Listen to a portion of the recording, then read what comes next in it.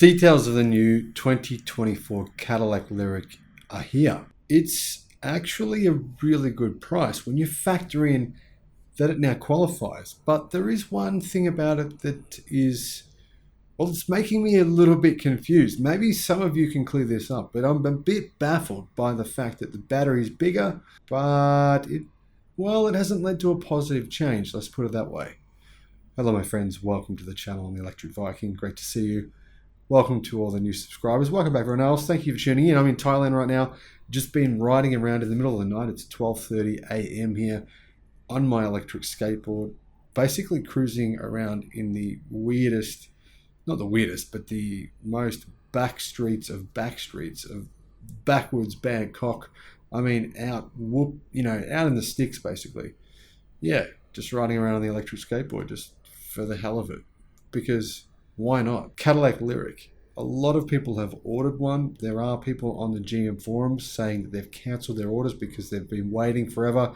GM is not telling them when they'll be getting the Lyriq. Some people have received them, and I think they have gotten a good car. If you've got a Cadillac Lyriq this year and you qualify for the $7,500 incentive, which most people will, then it's actually a really good price. But there is one big strange thing about this car. Now, it has a massive battery pack. I mean, my electric skateboard, it can take me for about 25 kilometers using around about a 220 watt hour battery. Now, the battery size in the Lyriq is 102 kilowatt hours usable. It's massive. I mean, the Model Y battery, Model Y usable size, no one knows exactly what it is, somewhere between 65, maybe 70 kilowatt hours, much, much smaller than the Cadillac Lyriq. And it uses a lithium iron phosphate battery for most parts of the world. Yes, in the United States, you guys don't use those at the moment, but my point is, why is the range of this vehicle so low?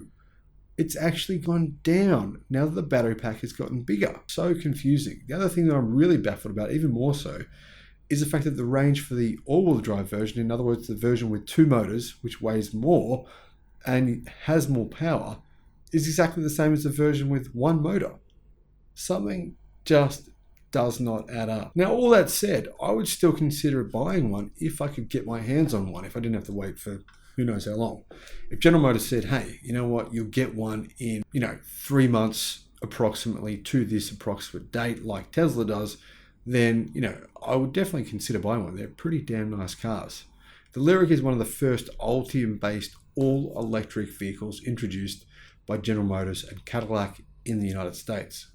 The production of the initial 2023 model year debut edition version began in March 2022 in Spring Hill, Tennessee assembly plant, but it was very limited. Now, the company reported only 122 units delivered in 2022. 122 in 2022. 86 in the fourth quarter, though. So they did ramp production up pretty significantly in the fourth quarter. But I mean, we're still talking about, what's that? Less than 30 per month. Wow. Now, obviously, this is the biggest issue General Motors are facing. Barra has said they've had a bit of a tough time ramping battery production up because, well, they said apparently it's because of staff. They've not been able to find enough good quality staff. I think that's the key reason why Tesla want to produce 4680 cylindrical cells, because of their simplicity, the ability to automate production and have as few staff as possible. Now, the initial Cadillac Lyriq came with a 100 kilowatt hour battery pack, and its official EPA combined range using that 100 kilowatt hour usable battery pack was 312 miles, which is 502 kilometers.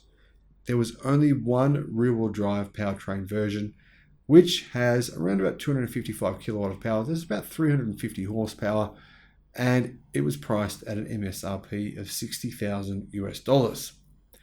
However, Cadillac now shows on their website the 2024 model Lyriq specs. Comes in two versions. There's a rear-wheel drive and an all-wheel drive version. Now, if you want to order one, it doesn't matter if you order one today because there's a long waiting list, very long waiting list.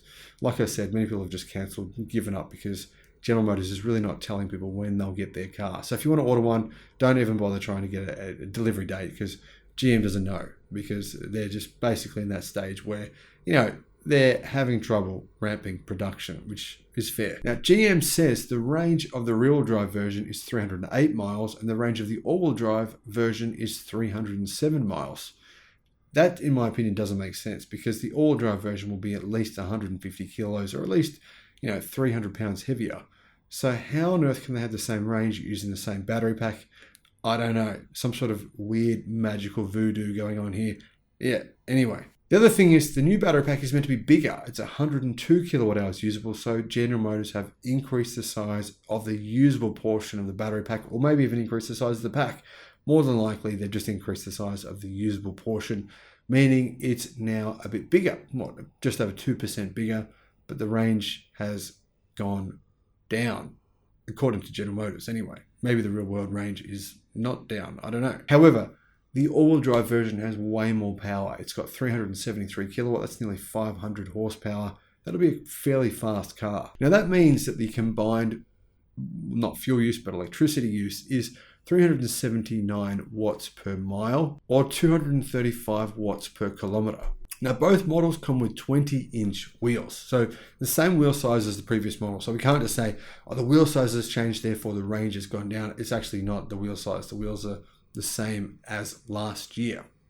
One thing that I noticed is the trims start with prices starting from $60,000, but they don't come as well equipped as the debut edition model. Now, in terms of onboard charging, the base model, the rear-wheel drive model, has an 11.5 kilowatt hour charger on board.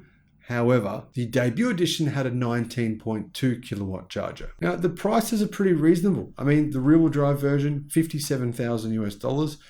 All-wheel drive version, $60,000 US. That's actually really well priced. It's a similar specification to something like a Mercedes AMG, maybe even a GLE AMG, in the sense of the performance you're going to get out of this car. It's really quite a powerful car. It's going to be very fast. So $60,000 US for what is a performance car, an electric car with this kind of range, this kind of size, plus you're going to get a $7,500 tax credit, meaning it's actually one of the best value cars you can get, period, when it comes to a luxury car. Am I saying you should buy one? Not necessarily, but I'm just telling you, it is, to be fair here, it is actually very good value. But is something good value if you can't get your hands on it? Well, yeah, that's debatable. Maybe not. So, hey, if you can get your hands on one of these at these prices, at the MSRP, as in not have to pay 20% extra on top to buy one, then yeah, I would really strongly consider it. Let me know your thoughts in the comments. Thanks for watching. Bye-bye.